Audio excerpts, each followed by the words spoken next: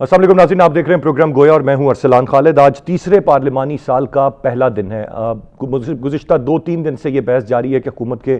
2 سال مکمل ہوئے اور حکومتی کارکردگی اس 2 سال میں کیا رہی، عوام کو کس حد تک ریلیف ملا، عوام کے مسائل کس حد تک حل ہوئے اور اس کے ساتھ ساتھ حکومت کے کیے گئے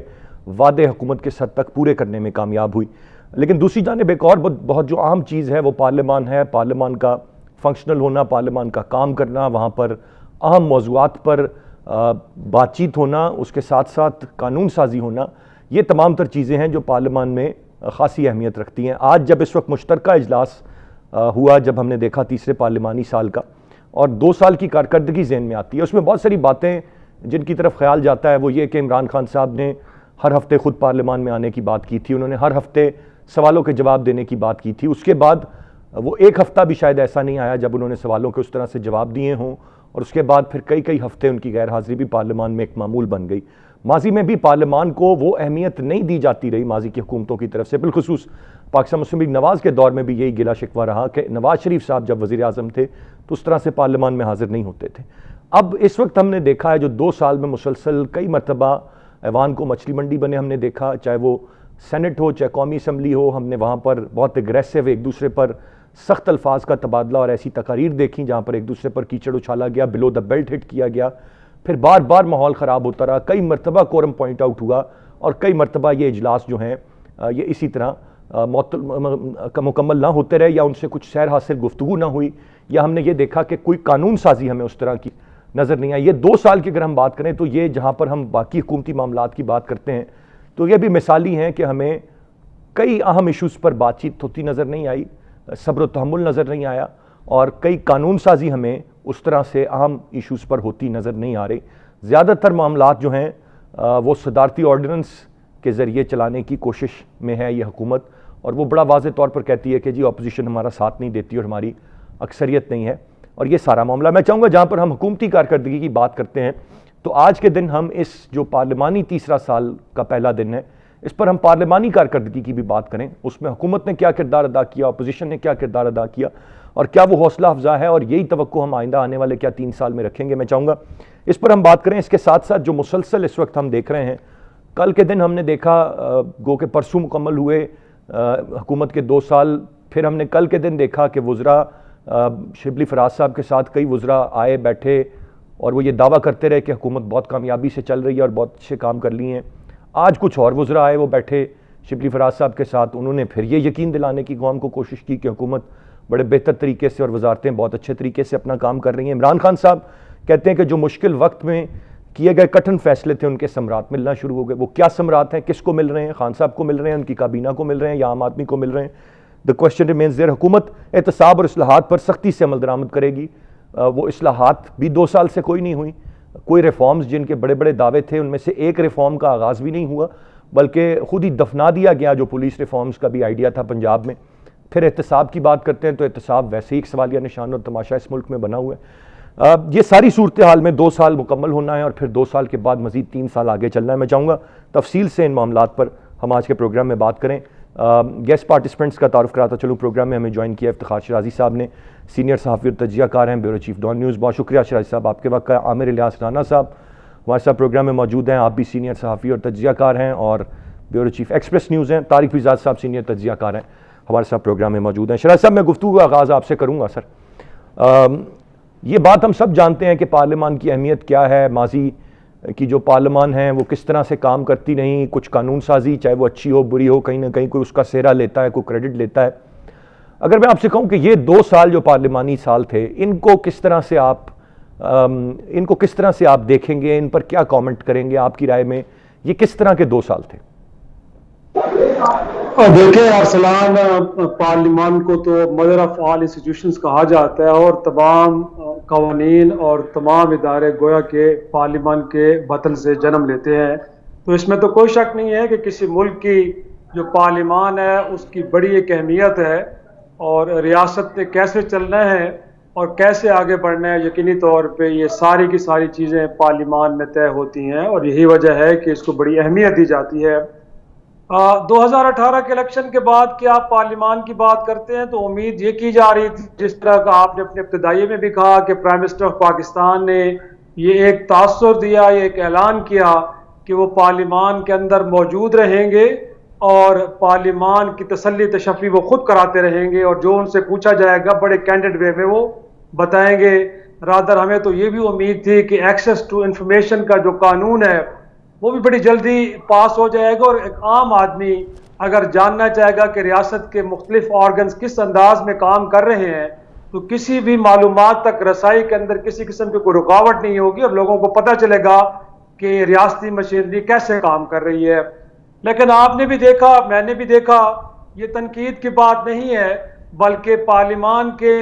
وہ اعداد و شمار ہمیں بتاتے ہیں، اور وہ وہاں کے ویژولز بتاتے ہیں ہمیں کہ وہ پرائم منسٹر حلف لینے کے بعد، وہ وکٹری سپیچ کرنے کے بعد بڑے شاذ و نادر نظر آئے، اور ہمیں بھی ان پہ اب اس طرح کی مجبوراً تنقید کرنی پڑ رہی ہے جو تنقید ہم وزیر اعظم نواز شریف صاحب پہ کیا کرتے تھے۔ گویا کہ ان کا بھی رویہ یہ تھا کہ انہوں نے پارلیمان کو اہمیت انداز میں نہیں دی، اور وہ نہیں آیا کرتے تھے اس فورم پہ جہاں سے ان کو طاقت ملی، جس کے بل بوتے پہ وہ اس ملک کے چیف ایگزیکٹو تھے جی اور یہی وتیرہ اب prime minister of Pakistan Imran Khan نے اپنایا ہے۔ اور آپ نے دیکھا ہے کہ پچھلے عرصے میں 2 سالوں میں زیادہ تر معاملات کے اندر تو آرڈیننس جاری کیے گئے، رادر آپ کو یاد ہوگا کہ ایک دن میں 7 سے لے کے 11 آرڈیننس جاری کر کے اس ملک کے اندر معاملات کو چلانے کی کوشش کی گئی۔ تو اس سے تاثر تو یہ ملتا ہے کہ آپ ملک کے اندر کوئی قانون سازی کرنے کے بجائے اور اس پارلیمان کے کلیکٹیو وزڈم کو استعمال کرنے کے بجائے آپ سولو فلائٹ میں جانا چاہ رہے ہیں، اور جو کہ جمہوریت کی بہرحال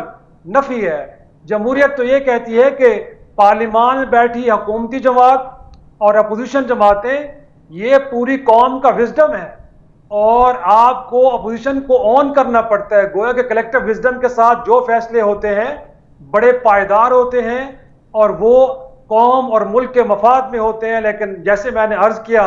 کہ ہم نے دیکھا کہ زیادہ وتیرہ یہ اختیار کیا کہ آرڈیننس کے ذریعے بالکل صحیح معاملات شراز چلانے کی صاحب، کوشش رائٹلی کی گئی۔ سیڈ، یہ بالکل ایک مسلمہ حقیقت ہے جو ہم سب نے دیکھا اور 2 سال میں وٹنس کیا۔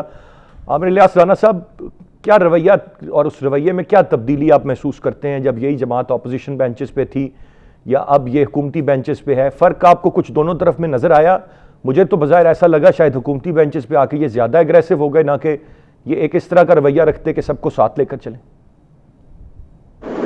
دیکھیں، وہ فیل یہی کر رہے ہیں اور قوم کو کرا رہے ہیں کہ جیسے وہ اپوزیشن میں ہیں ابھی، اور جو 2 سال گزر گئے ہیں وہ بھی داغ گھی میں گزرے ہیں، اور یہ کر دیں گے اور وہ کر دیں گے۔ اور ابھی صدر مملکت صاحب بھی جو خطاب فرما گئے پارلیمنٹ کے مشترکہ اجلاس سے، وہاں پہ بھی کچھ ایسی صورتحال اور وہاں پہ بھی اس کے اختلاف نے مکمل طور پہ صدر کی تقریر کا بائیکاٹ کر دیا تھا، اور صدر صاحب کو ظاہر ہے ایک موقع مل گیا۔ ویسے تو انہوں نے اس خواہش کا بھی اظہار کیا کہ میں تو سمجھ رہا تھا کہ مجھے خاموشی سے سنا جائے گا، تو چند منٹ کے شور کے بعد تمام اپوزیشن جو ہے وہ ایوان سے باہر نکل گئی۔ تو صدر مملکت کو کم از کم اپنی تقریر ایوان کے اندر ان کو کوئی خوف نہیں رہے گا کہ کوئی آواز اور موجود رہی اور وہ تقریر اپنی مکمل کر کے اس کے اندر اسی طرح کی اپوزیشن چل رہی ہے، اسی طرح کی حکومت چل رہی ہے کہ حزب اختلاف کے ہوتے ہوئے یہ نہیں پتہ چلتا کہ حزب اختلاف پارلیمنٹ کے اندر کس طرح موجود ہے، اور حکومت کا بھی کوئی وجود نظر نہیں آتا پارلیمنٹ کے اندر جب وہ موجود ہوتی ہے۔ شیرازی صاحب نے بھی بات کر دی، آپ نے بھی کر دی کہ وزیر اعظم صاحب نے کہا تھا کہ وہ آیا کریں گے، جواب دیا کریں گے۔ عمران خان صاحب پچھلی اسمبلی میں ممبر تھے اور وہ تب بھی نہیں آتے تھے، اور ایک دفعہ ریزائن کے بعد جب وہ سارے ریزائن واپس بھی ہوئے دھرنے شرنے کے بعد، تب بھی اس کا کوئی پی ٹی آئی کا اتنا متحرک رول نہیں تھا موجود، اور خاص طور پہ عمران خان صاحب نہ کمیٹیوں میں جاتے تھے، جس کی وجہ سے آج بھی گورنر کے ایشوز سامنے ہمیں آ رہے ہیں کہ وہ اب کام بھی کر رہے ہیں، ورک آن جاب بھی ہے، سیکھ بھی رہے ہیں، تجربے اس ملک پہ ہی ہو رہے ہیں،